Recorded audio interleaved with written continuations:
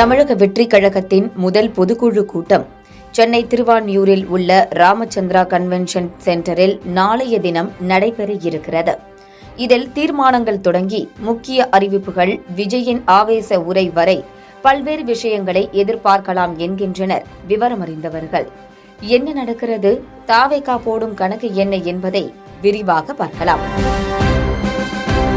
தேர்தல் ஆணையத்தின் விதிமுறைப்படி பதிவு செய்யப்பட்ட கட்சிகள் ஆண்டுக்கு ஒருமுறை செயற்குழு மற்றும் பொதுக்குழு கூட்டத்தை நடத்த வேண்டும். அந்த வகையில் கடந்த ஆண்டு அக்டோபரில் தாவேகாவின் முதல் மாநில மாநாடு முடிந்த கையோடு கட்சியின் செயற்குழு கூட்டம் நடைபெற்றது. அதில் பல முக்கிய தீர்மானங்கள் நிறைவேற்றப்பட்டன.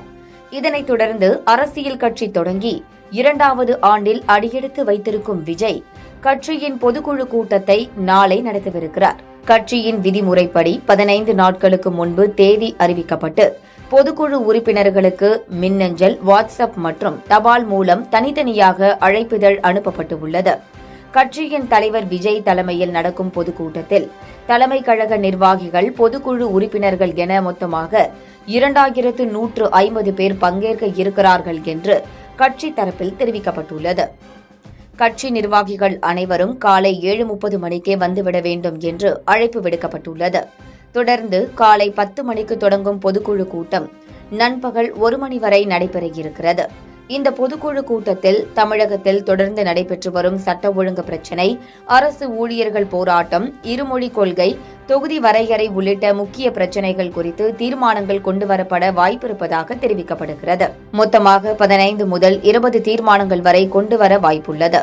முன்னதாக நடந்த கட்சியின் 2ஆம் ஆண்டு தொடக்க விழாவில் பேசிய விஜய், விரைவில் பூத் கமிட்டி மாநாடு நடத்தப்படும் என்று அறிவித்தார். இந்த நிலையில்தான் நாளைய தினம் பொதுக்குழுவில் உரையாற்றும் அவர் பூத் கமிட்டி மாநாட்டு தேதியை அறிவிப்பார் என்று தெரிவிக்கப்படுகிறது.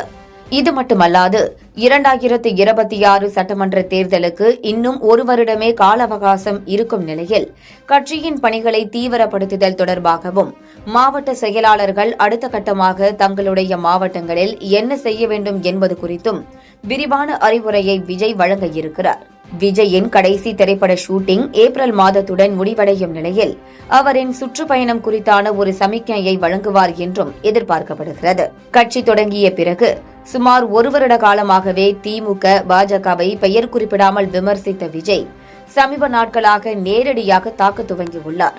அறிக்கையிலும் பேச்சிலும் திமுகவையும் பாஜகவையும் கடுமையாக விமர்சிக்க தொடங்கியுள்ளார். இதனையொட்டியே நாளை மேடை ஏறும் விஜயிடமிருந்து தமிழகத்தின் முக்கிய பிரச்சினைகள் குறித்து ஆவேச உரையை எதிர்பார்க்கலாம் என்கின்றனர் அக்கட்சியைச் சேர்ந்த முக்கிய நிர்வாகிகள்.